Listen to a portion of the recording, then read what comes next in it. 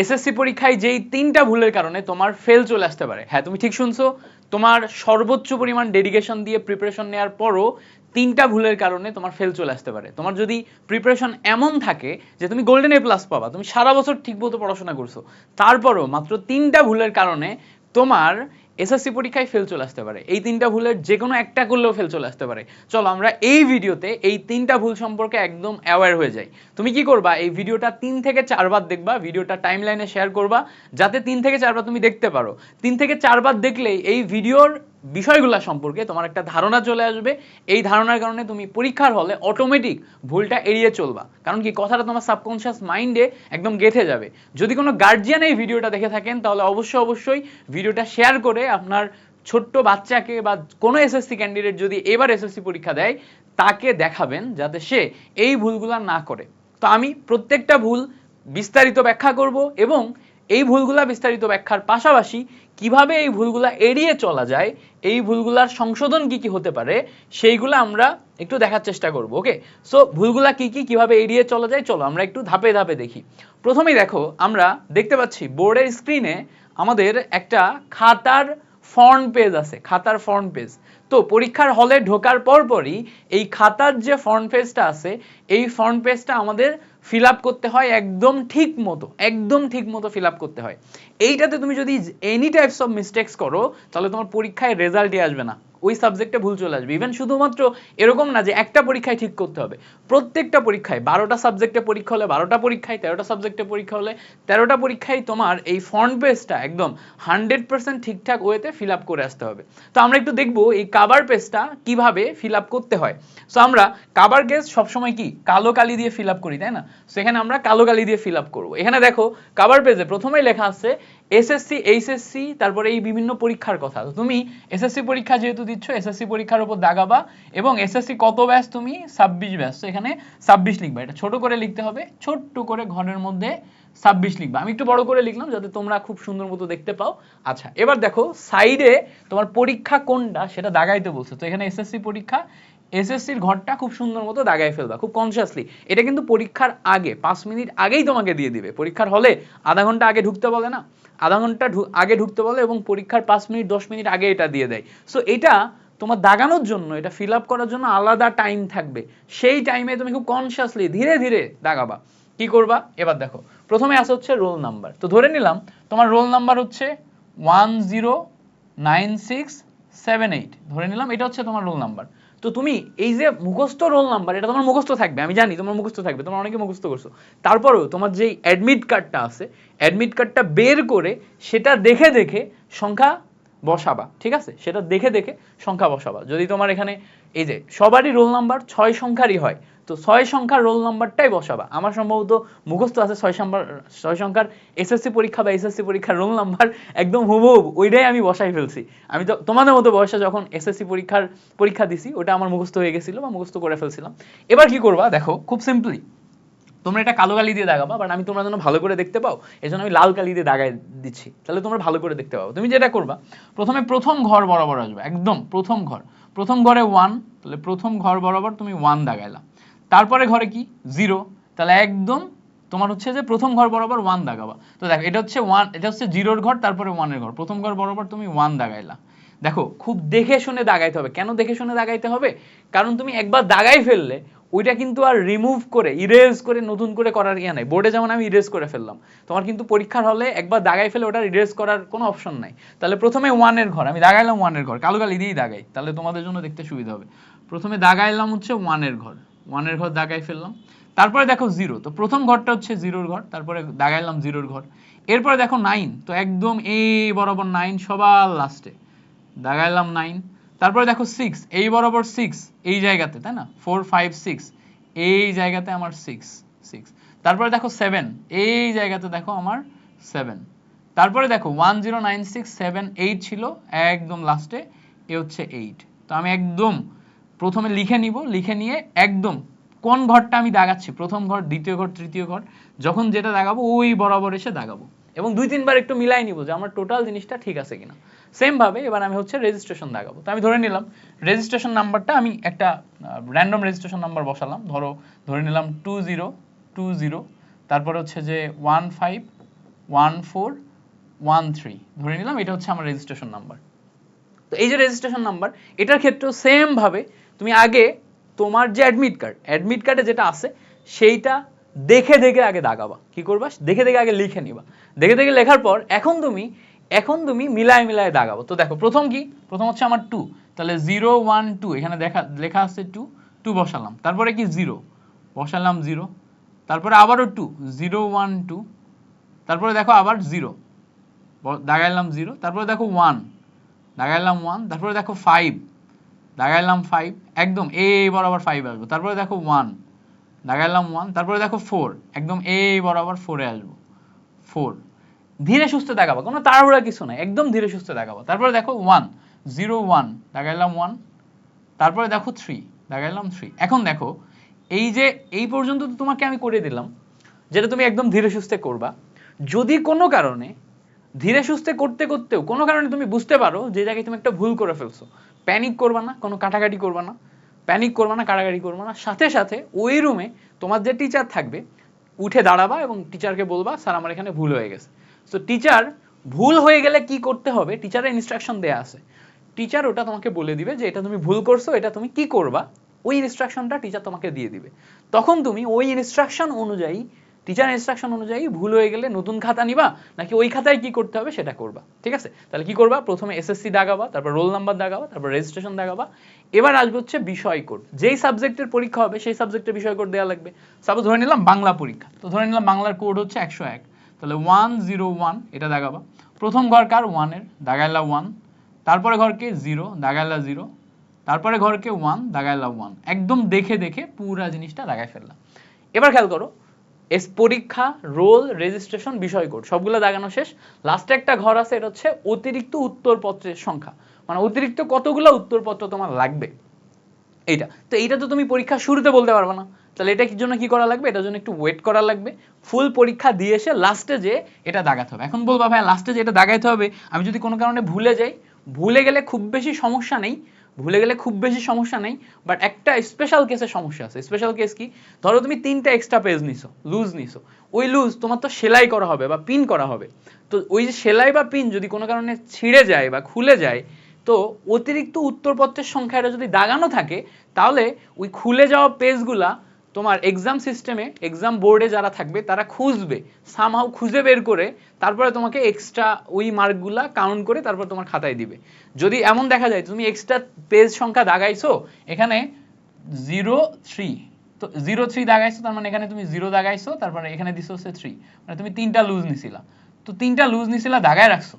এখন ওই 3টা লুজ নিছিলা দাগায় রাখছো, এখানে ওই 3টা লুজ তোমার মাস্ট পাওয়ার কথা, কোনো কারণে তোমার বোর্ডে একটা অ্যাক্সিডেন্টলি ওই 3টা লুজ পেপার হারাই গেছে, পিন খুলে যায় বা সেলাই খুলে যায়।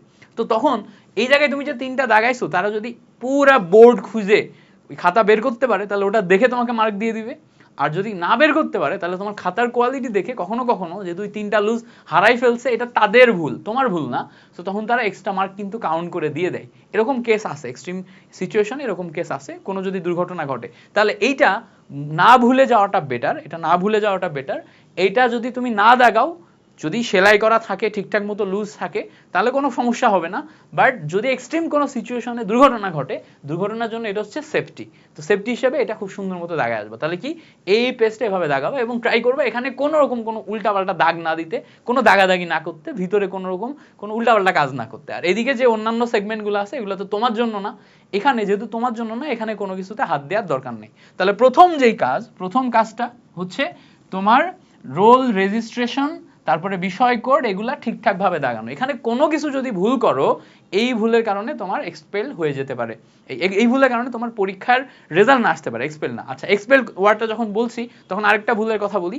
এবার কিন্তু শিক্ষামন্ত্রী যেহেতু পরীক্ষার হলে নকল থেকে শুরু করে দেখা দেখি অন্যান্য গার্ডের কথা খুব বারবার বলতেছে, অন্যান্য বার কি হতো, দেখা দেখি করার কারণে পরীক্ষার হলে এক্সপেলড হইতো, বা একজনের লুজ আরেকজন নেয়ার কারণে এক্সপেলড হইতো। সাপোজ ধরো তুমি সামনে বসে আসো, তুমি এই লাইনে বসে আসো, হ্যাঁ, আর তোমার পিছের লাইন আরেকটা ফ্রেন্ড বসে আছে, তুমি কি করলা, এই বন্ধুর একটা লুজ টিচারের চোখ এড়ায় তোমার মধ্যে নিলা, নিয়ে দেখে দেখে লিখলা। এই দেখে দেখে লেখার পরে ওই লুজটা এই বন্ধুর কাছে আবার দিয়ে দিছো, দিয়ে দিতে যে ধরা পড়ে গেছো। এই টাইপের সিচুয়েশন যদি পরীক্ষার হলে হয়, তাহলে কিন্তু অনেক ক্ষেত্রেই এক্সপেল করে দেয়।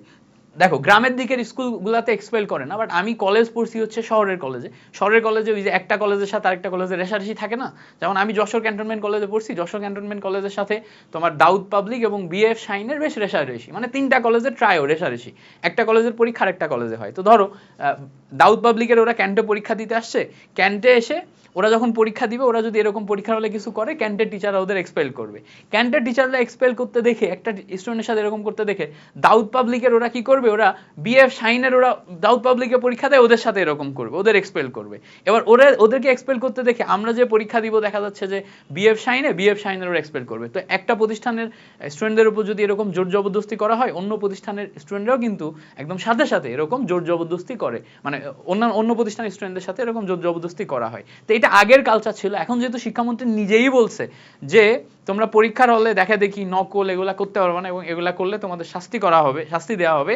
সো পরীক্ষার হলে কোনো রকম নকল, কোনো রকম উল্টাপাল্টা কাজকাম, অনৈতিক, যেটা পরীক্ষার নিয়মের বিরুদ্ধে, এরকম কিচ্ছু করবা না। এরকম কিছু করলে তুমি এক্সপেল হয়ে যেতে পারো। আর পরীক্ষার হলে এক্সপেল যদি হও, বা তোমার সাইলেন্ট এক্সপেল যদি করে, তাহলে কিন্তু রেজাল্ট আসবে না, এটা মাথায় রাখবা। সাইলেন্ট এক্সপেল করা মানেই তোমার রেজাল্ট আসবে না, তুমি পরীক্ষায় বাস খেয়ে গেলা। তো এখানে তাহলে কি করা যেতে পারে, এমন হতে পারে ধরো এমসিকিউ এর একদম 25টা এমসিকিউ দাগাইছো, একদম 25টা এমসিকিউ এর 23টাই তুমি একদম নিজে থেকে দাগাইছো, 18-19টাই নিজে থেকে দাগাইছো, বা 20টা নিজে থেকে দাগাইছো।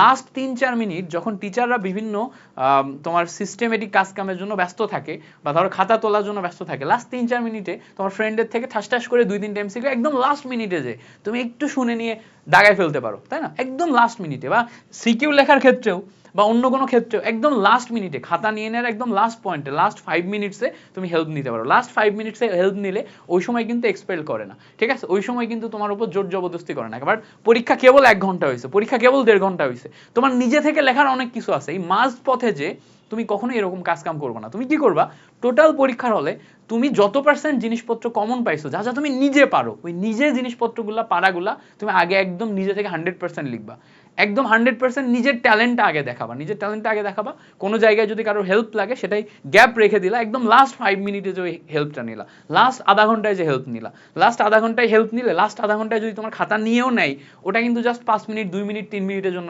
নেয়।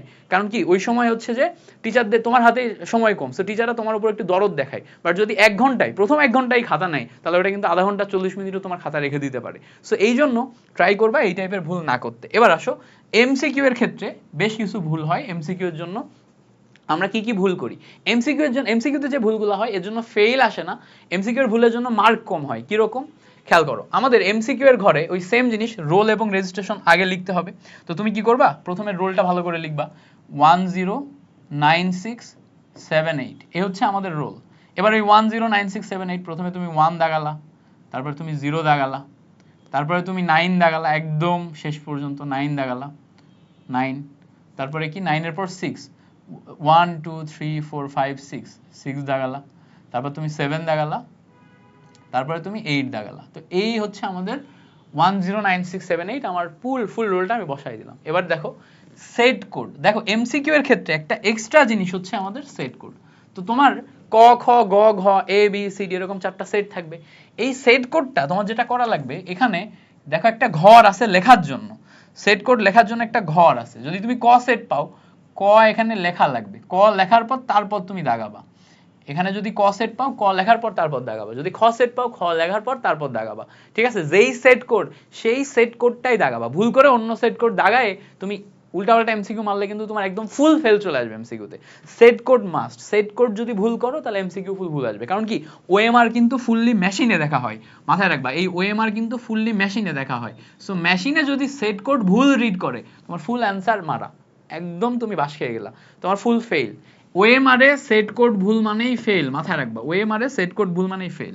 এবার দেখো মার্ক কম আসার রিজন কি, মার্ক কম আসার রিজন হচ্ছে তুমি কি করছো, তুমি প্রথমে 1 এর উত্তর মিলাইছো ক, তো 1 এর উত্তর তুমি ক দাগাইছো, তারপর তুমি 2 এর উত্তর মিলাইছো গ দাগাইছো, তারপর তুমি 3 এর উত্তর মিলাইছো খ দাগাইছো, এরপর তুমি 4 এর উত্তর তুমি গ দাগাইছো, বাট তুমি এখানে দাগাই ফেলছো 5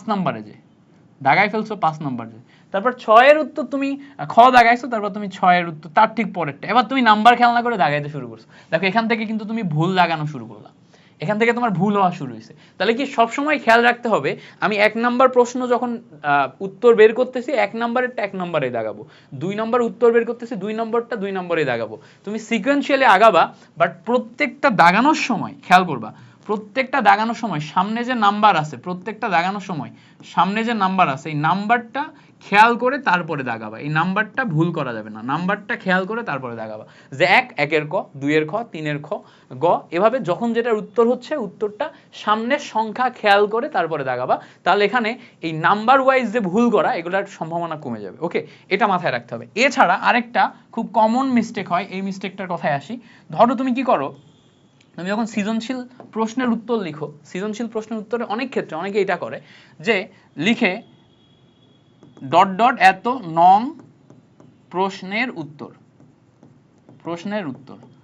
এবার কি করবে, এই জিনিসটার উপর এভাবে লিখে নিবে। পরীক্ষা শুরু হওয়ার আগে কি এই ভুলটা অনেকে করে, যে ডট ডট নং প্রশ্নের উত্তর, তারপর 3 পেজ রেখে দিয়ে আবার লিখবে ডট ডট নং প্রশ্নের উত্তর, 4 পেজ লিখে নিয়ে আবার লিখবে ডট ডট নং প্রশ্নের উত্তর। এবার ও কি মনে করছিল যে আমি এগুলা লিখে একটু লিখে আগায় রাখি, যখন আমি প্রশ্ন লিখবো, প্রশ্ন লেখার সময় যে কয় নাম্বার প্রশ্ন লিখতেছি ওই কয় নাম্বারে আমি নাম্বার বসাই দিব। কিন্তু এই নাম্বার বসাইতে ওর আর মনে থাকে না। প্রত্যেকটার উপর হেডলাইন আছে, প্রশ্নের উত্তর লিখছে, বাট কত নাম্বার প্রশ্নের উত্তর সেটা আর লেখা নাই। অনেক ক্ষেত্রে ক নাম্বার লিখতেছি ক আর দাগায় না, খ নাম্বার লিখতেছে খ আর দাগায় না। সো এই টাইপের নাম্বারিং মিস্টেক করার কারণে অনেক সময় ফুল প্রশ্নের বা সেটের তোমার নাম্বারই আর টিচার দিতে পারে না, কারণ তুমি নাম্বারই দাগাও নাই। নাম্বার না দাগালে কিভাবে দিবে? তো খাতা যেহেতু একটু কড়াকড়ি করে দেখবে, এই টাইপের সিলি সিলি মিস্টেকগুলো করবা না, এই টাইপের সিলি সিলি মিস্টেক করবা না। যখন যেই নাম্বার প্রশ্ন তুমি লিখতেছো ওই নাম্বার প্রশ্ন খুব সুন্দর মতো লিখবা, যে 1 নাম্বার প্রশ্নের উত্তর, 2 নাম্বার প্রশ্নের উত্তর, 3 নাম্বার প্রশ্নের উত্তর, 4 নাম্বার প্রশ্নের উত্তর। যখন যেই প্রশ্নের উত্তর করতেছো সেই প্রশ্নেই ট্রাই করবা। আরেকটা জিনিস সবসময় মেনটেন করবা, যদি 1 নাম্বার প্রশ্নের উত্তর লিখো, 1 নাম্বার প্রশ্নের উত্তরে প্রথমে ক লিখবা, তারপর খ লিখবা, সেম ঠিক পরের পেজে গ লিখবা, গ লিখবা, ঠিক তার পরের পেজে ঘ লিখবা। এমন করবা না 1 নাম্বার প্রশ্নের উত্তরের মধ্যে ক খ লিখে আবার 2 নাম্বার প্রশ্নে চলে যাও, তারপর আবার 1 নাম্বার প্রশ্ন লিখো, সেখানে তার মধ্যে আবার দেখা যাচ্ছে যে গ ঘ লিখো। এমন যেন না হয়। যখন 1 লিখবা টানা 1 লিখবা, 1 শেষ হলে 2 ধরবা, টানা 2 লিখবা, 2 শেষ হলে 3 ধরবা, টানা 3 লিখবা। যেই প্রশ্ন ধরবা ওই প্রশ্ন শেষ করতে হবে। যদি শেষ না করতে পারো, সামহাও মনে করো তোমার কমন আসে নাই, তাহলে ওটার জন্য গ্যাপ রেখে দিয়ে পরের প্রশ্নে যাবা। এই মিস্টেকটা করবা না। এই মিস্টেকটা অনেকের ক্ষেত্রে হয়, অনেকের করার কারণে ভুল হয়। তাহলে এই 3টা মিস্টেক অত্যন্ত গুরুত্বপূর্ণ, 3টা মিস্টেক পরীক্ষার হলে যেগুলো তোমার হয়। সো তুমি যেটা করবা, বাসায় বসে এই ভিডিওটা 3 বার 4 বার দেখবা, 5 বার দেখবা, দেখে দেখে নিজের মাথার মধ্যে সেট করে ফেলবা যে এই ভুলগুলা পরীক্ষার হলে আমি করব না। আর কি কি বিষয়ে তুমি ভিডিও চাও সেগুলো আমাকে কমেন্ট বক্সে জানাও। আমি এবং আমাদের আইটিএস এর টিম তোমাকে একদম 100% সাপোর্ট দেওয়ার জন্য এই বিষয়গুলোতে চমৎকার চমৎকার ভিডিও নিয়ে হাজির হয়ে যাব, এবং ইনশাআল্লাহ তোমাদের পরীক্ষাকে একদম 100-তে প্রিপারেশন নেওয়ার জন্য সর্বোচ্চ পরিমাণে হেল্প করব। তো এই ভিডিওটা কেমন লাগলো সেটা জানাবার। এই ভিডিওটা যদি ভালো লেগে থাকে তাহলে অবশ্যই শেয়ার করে টাইমলাইনে রেখে দিবা। Thank you so much for watching this video.